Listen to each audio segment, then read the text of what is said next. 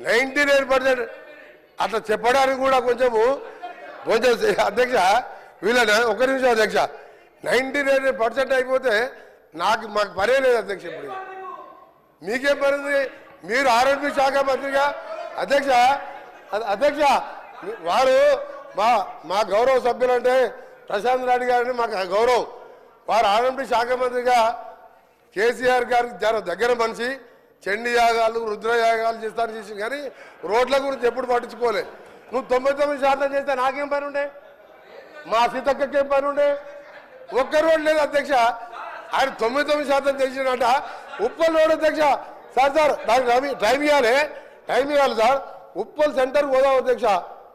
లక్షల మంది రోజు వరంగల్ పోతారు, భువనగిరి పోతారు, యాదగిరి గుట్టకు 1,00,000 మంది భక్తులు పోతారు. 7 ఏళ్ళు అయింది. ఏం అధ్యక్ష ఈ గవర్నమెంట్ 10 ఏళ్ళ గవర్నమెంట్ ఉన్నట్ట పిల్లలు చేసి వదిలిపెట్టిన అధ్యక్ష. నేను కింద రోడ్స్ ఆగండి, కొంచెం వాస్తవాలు చెప్పాలి. హరీష్ రావు గారు బాగా చేసిన లేదు. హరీష్ రావు గారు సార్ హరీష్ రావు గారు దయచేసి హరీష్ రావు గారు చెప్తాడు సార్. మీరు ఇంతకుముందు గౌరవ సభ్యులు ఇంతకుముందు ఫీజు రియంబర్స్మెంట్ మాట్లాడదా? ఇది ముఖ్యమైన రోడ్ విషయం. హరీష్ రావు గారికి మీ ద్వారా హరీష్ రావు గారికి మీ ద్వారా రిక్వెస్ట్ చేస్తున్నా హరీష్ రావు గారికి సీనియర్ సభ్యులు హరీష్ రావు గారు రిక్వెస్ట్ చేస్తున్నా సార్. రిక్వెస్ట్ అని చెప్తున్నా కూడా కూర్చుంటలేదు ఆయనకు నిజంగా ఆయనకు మర్యాద ఉంటే నేను రిక్వెస్ట్ అని చెప్తున్నా సార్. నేను రిక్వెస్ట్ చేస్తున్నా. ఉప్పల్కి వెళ్ళి గట్కేశారు సార్. ఎంతమంది చనిపోయారు సార్ తెలియాలి సార్. ఇది ప్రజలకు తెలియాలి సార్. ఒకటి సార్ హరీష్ రావు గారు మీరు సీనియర్ సభ్యులు సార్. క్వశ్చన్ అయినా ఇంత ఇంపార్టెంట్ క్వశ్చన్ రోడ్లు అనేది చాలా ముఖ్యం సార్. హరీష్ రావు గారికి ఏంటంటే హరీష్ రావు గారికి దబాయించడం ఒకటి తెలుసు అధ్యక్ష. ఆయన దబాయించడం ఒకటి తెలుసు, ఆయన పనిచేసేది తెలియదు సార్. 5 ఏళ్ళు ఇరిగేషన్ మినిస్టర్ గా మీరు డిస్టర్బ్ హరీష్ రావు గారు ఇది పద్ధతి కాదు. నేను ఉన్న రోడ్స్ మీద చెప్తున్నా. ఉప్పల్ నుంచి సార్ అది కూడా వస్తా, ఆడికి కూడా వస్తా చివరిగా ఆడికి కూడా వస్తా. ఫైనల్ గా సార్ ఓఆర్ఆర్ అంటే సార్ ఉప్పల్కి వెళ్ళి గట్కేసరికి పోయేది నేను చెప్తే దాన్ని మాట్లాడలే. ఇప్పుడు నేను స్టార్ట్ చేయించా. ఇంకొకటి సార్ చివరిగా చెప్తున్నా. హరీష్ రావు గారు నువ్వు నీకు నువ్వేం చేస్తావా? నువ్వు కమిషన్ తీసుకొని కూలిపోయే కాళేశ్వరం ఎట్లా కమిషన్ తిన్నావు నీకేం తెలుసు సార్? ఒక నిమిషం లాస్ట్ విషయం సార్. ఓఆర్ఆర్ సార్ ఇవాళ హైదరాబాద్ ప్రపంచ పటంలో పెట్టింది కాంగ్రెస్ ప్రభుత్వం. ఓఆర్ఆర్ నిర్మించి 6,500 కోట్ల జైకా ఫండ్స్ తోని 1000 ఎకరాలు సేకరిస్తే ఆ రోడ్డుతో హైదరాబాద్ కోకాపేట్ ఫైనాన్షియల్ డిస్ట్రిక్ట్ అదే ఏరియాలో ఎయిర్పోర్ట్ కడితే కోకాపేట్ అమ్ముకున్నారు అధ్యక్ష. 1,00,000 కోట్ల విలువ చేసే 1,00,000 కోట్ల విలువ చేసే సార్ ఇది మంచి పద్ధతి కాదు సార్. నేను ఉన్న వాస్తవాలు చెప్తున్నా. రోడ్లు వేసేదే కాదు కూలిపోయే ప్రాజెక్టు కట్టొచ్చు, కమిషన్ తినొచ్చు. నేను ఒకటి చెప్తున్నా అధ్యక్ష. ఓఆర్ఆర్ అమ్ముకొని అందులో 7,000 కోట్లకి 1,00,000 కోట్ల విలువ చేసి ఓఆర్ఆర్ అమ్ముకొని ఒక నిమిషం సార్ 1,00,000 కోట్లు ఈరోజు సార్ మళ్ళీ చెప్తున్నా, గర్వంగా చెప్తున్నా. గౌరవ ముఖ్యమంత్రి గారు గడ్కరీ గారు సహాయంతో ఈరోజు రీజనల్ రింగ్ రోడ్ అనే ప్రపంచ స్థాయి స్టాండర్డ్స్ తో రీజనల్ రింగ్ రోడ్డుని వచ్చే మార్చి నాటికి భూసేకరణ చేసి రీజనల్ రింగ్ రోడ్ కూడా ఆర్ఎండ్బి శాఖ ద్వారా నిర్మించబోతున్నాం. హరీష్ రావు గారికి చెప్తున్నా, ప్రశాంత్ రెడ్డి చెప్తున్నా, మీరు చెయ్యలే ఒక్క పని చేయకుండా మీరు వాస్తవాలు చెప్తే భయపడుతున్నాడే. వాస్తవాలు చెప్తే భయపడుతున్నారు చెప్తున్నా. వారు చేయలేని విషయాలన్నీ కూడా సార్.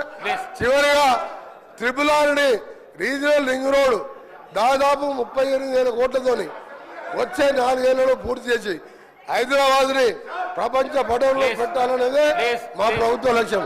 థ్యాంక్ యూ అధ్యక్ష. గౌరవ శాసనసభ్యురాలు శ్రీమతి సబితా ఇంద్రారెడ్డి గారు.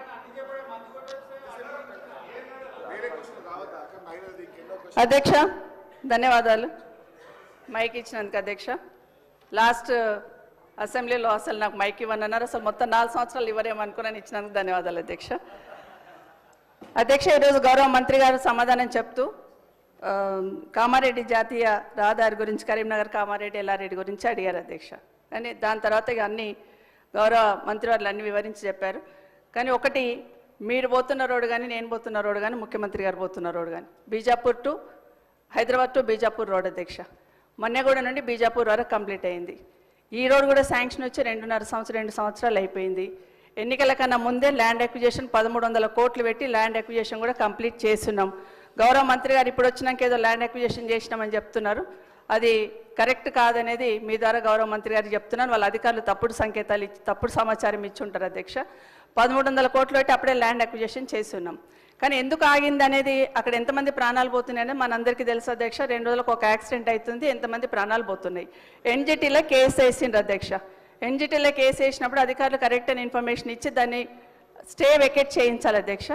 మొన్న 13th రోజు ఎన్జిటీలో కేసు ఉండింది, ఆ స్టే వెకేట్ అయ్యిందా, నిజంగా రోడ్డు మీరు స్టార్ట్ చేస్తున్నారా, వర్క్ స్టార్ట్ అయిందా, ఆ క్లారిఫికేషన్ కావాలి అధ్యక్ష. ఎందుకంటే ఊరికే చెప్పడం కాదు అధ్యక్ష. 13th రోజు కేసు ఉండింది, అది వెకేట్ చేశారా, వెకేట్ చేస్తే ఎప్పటి నుండి స్టార్ట్ చేస్తున్నారు, వెకేట్ అయ్యిందా అనేది మీరు చెప్పండి అధ్యక్ష. ఎందుకంటే అది కరెక్ట్గా స్టార్ట్ కాలేదు అధ్యక్ష. నేను మొన్న యాక్సిడెంట్ అయినప్పుడు గౌరవ కలెక్టర్ గారితో మాట్లాడి కనీసం సైడ్ బంప్స్ అన్న క్లియర్ చేయండి, గడ్డితోని యాక్సిడెంట్ అవుతుంది అది తీయండి అంటే అది మాత్రమే క్లియర్ చేస్తున్నారు తప్పిస్తే రోడ్ స్టార్ట్ అయింది కాదు అధ్యక్ష. అది స్టార్ట్ కానే కాదు.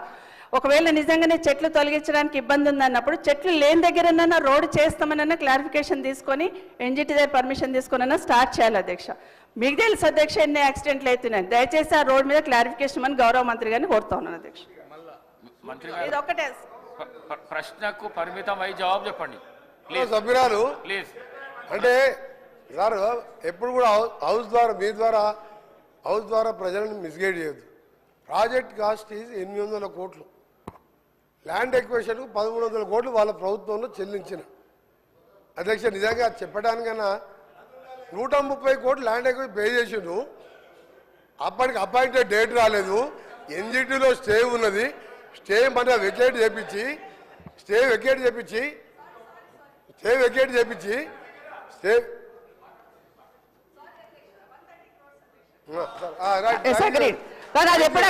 ఎప్పుడు చేస్తున్నారు సార్ అది చెప్పాలి అధ్యక్ష. అధ్యక్ష మీ ద్వారా ఒకటి అడుగుతున్నా, బిఫోర్ ఎలక్షన్స్ ల్యాండ్ అక్విజిషన్ చేసినాం కదా అధ్యక్ష, అది నేను క్లారిఫికేషన్ అడుగుతున్నాను. అప్పటి నుండి జరుగుతుంది కదా, ఎన్జిటీలో కేసు ఏమైందని సూటిగా అడుగుతున్నాను అధ్యక్ష.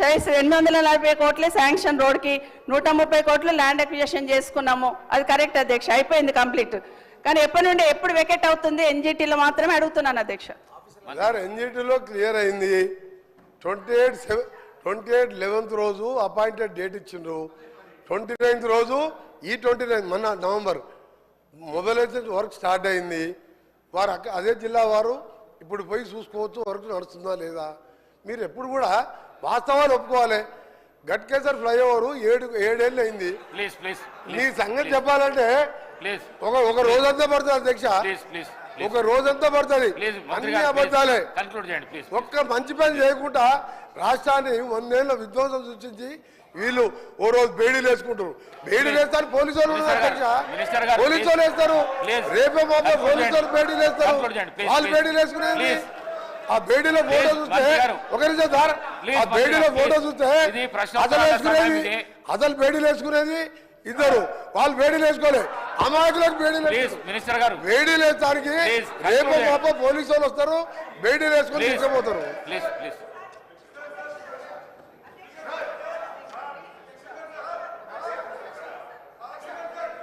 హరీష్ రావు గారు దయచేసి మీ ద్వారా, అఫ్ కోర్స్ మీరు కూడా 2 సార్లు నేమ్ చేసిండ్రు. ఒక మంత్రిని స్పీకర్ గారు నేమ్ చేసే పరిస్థితి వచ్చిందంటేనే ఆ మంత్రి అవమానంగా ఫీల్ కావాలి. ఎందుకంటే ఎలియే మినిస్టర్ పోయి పక్కన కూర్చొని అంగిబట్టి గుంజినా కూర్చుంటలేడు ఆయన పరిస్థితి అది. అయితే విషయం ఏంటంటే ఆయన ఇందాక ఎలియే మినిస్టర్ గారు డైరెక్ట్గా ఎవరి మీద ఆరోపణలు చేయొద్దని రూల్ బుక్ తెచ్చి చూపించాడు. ఇప్పుడు మంత్రి గారు లేచి కాళేశ్వరం కమిషను హరీష్ రావు అని చెప్పి మరి నా మీద ఆరోపణలు చేసిండు కదా. శుద్ధులు నాకే చెప్పడం కాదు, శుద్ధులు అందరికీ చెప్పడం కూడా శ్రీధర్ బాబు గారు నేర్చుకోవాలి. ఇప్పుడు ఆ విషయం కూడా మంత్రి గారు నా మీద చేసిన ఆరోపణల మీద చర్చ పెట్టండి, ఆన్సర్ ఇస్తా. మరి ఆయన వెంకటరెడ్డి గారి కమిషన్ లిస్టు చదవమంటే నేను చదువుతా. కాకపోతే నాకు విజ్ఞత ఉంది, నోటీస్ ఇచ్చి చదువుతా. దయచేసి వారు మాట్లాడినటువంటి అన్ని వ్యాఖ్యలు, ప్రశ్నకు సంబంధం లేని వ్యాఖ్యలన్నీ కూడా సభ రికార్డుల నుంచి తొలగించాలని మీ ద్వారా కోరుతున్నా. శ్రీధర్ బాబు గారు మా గురించే లేచి చెప్పడం కాదు, మీ మంత్రులు మీ సభ్యులు తప్పు చేసినప్పుడు కూడా మీరు లేచి చెప్పడం మీ బాధ్యత.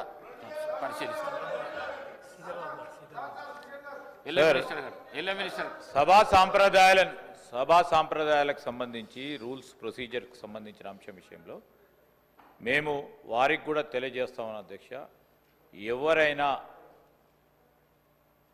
రూల్స్కి కానీ ప్రొసీజర్స్ కానీ కన్వెన్షన్స్ కానీ విరుద్ధంగా పోతే తప్పకుండా మీరు వారిపైన చర్య తీసుకునే అధికారం ఉంది. ఎవరు అయినా కూడా అస్పర్షన్ చేసినా తప్పకుండా రికార్డులను తొలగించండి అధ్యక్ష. మేము కూడా ఖచ్చితంగా కూడా దానిపైన నిలబడతాం. ఎందుకంటే సభా సాంప్రదాయాలను పాటించాలి, డెమోక్రటిక్ స్పిరిట్తోనే ముందుకు వెళ్తామని నేను గౌరవ సభ్యులు హరీష్ రావు గారికి కూడా తెలియజేస్తాను.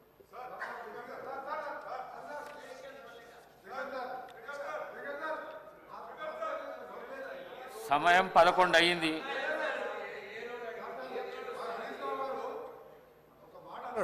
దానికి ఒక్కటే సమాధానం చెప్ప ఆయన ప్రతిపక్ష నాయకుడు మాట్లాడేవాళ్ళని ఈ పిల్లలతో ఏం మాట్లాడతాను సార్? ఈ పిల్లలతో మేమే మాట్లాడు సార్. నేను ఒకటే సార్ ఆయన ఒక మాట అన్నాడు, కాళేశ్వరం కమిషన్ హరీష్ రావు అని ఒప్పుకుంటున్నా. నేను ఎక్కడన్నా కమిషన్ ₹1 తీసుకున్నట్టు నువ్వు బినామీ నారాయణ స్కూల్స్ కొన్నావా, కాళేశ్వరం కొన్నావా, కమిషన్ తిన్నావా ప్రూవ్ చేస్తున్నావు. నా మీద ₹1 నా రాజకీయ జీవితంలో రెడీ కాదు. ఇప్పుడు పోదాం, అర్జెంట్ చేయండి. అరే నువ్వు చిన్న మావజాటు అల్లునిగా 10,000 కోట్లు దోచుకున్న దొంగ. వీళ్ళు మాట్లాడు అధ్యక్ష నా గురించి నా మీద. గౌరవ స్పీకర్ గారికి కోరుతా ఉన్నాం అధ్యక్ష, హౌస్ ఆర్డర్లు పెట్టేసే కార్యక్రమం చేయాలి. ఎవరైనా ఏ అస్పర్షన్స్ అయినా అటు నుంచి వచ్చినా ఇటు నుంచి వచ్చినా సార్, వీఆర్ వెరీ క్లియర్. మనం సభా సాంప్రదాయాలను పాటించాలా. డెఫినెట్లీ ఎవరిపైన ఎవరు ఆరోపణలు చేసినా దానికి సంబంధించి మీరు రూల్స్ ప్రకారం ఏ విధంగా మీరు చర్య తీసుకోవాలనో, ఏ విధమైన స్టెప్స్ తీసుకోవాలనో తప్పకుండా చేయండి అధ్యక్ష. We're very clear, we're very open. నేను ఈరోజు సూక్తులు చెప్పడానికి కాదు చెప్పాను సార్, అది కూడా ఏదైనా తప్పుడు చెప్తామని చెప్తున్నాం కదా. ఈరోజు నేను హరీష్ రావు గారికి కూడా చెప్తా ఉన్నాము, వారు చేసినా మీరు చేసినా ఎవరు చేసినా which is against the principles of legislature should be, ఆ స్టేట్మెంట్స్ కానీ అది కానీ డెఫినెట్లీ డెఫినెట్లీ సార్. నేను కాదంటే నేను చెప్తా ఉన్నాం కదా. We're not. సమయం 11 అవుతున్నది. ప్రశ్నోత్తరాలలో రెండే క్వశ్చన్స్ అయినాయి. ప్రశ్నకు పరిమితమై ప్రశ్న అడిగితే జవాబుకు పరిమితమై చెప్తేనేమో 10 ప్రశ్నలకు సభ్యులకు న్యాయం చేసినట్లు అవుతుంది. ఈ విధంగా అయితే చేయలేము. ఈ విధంగా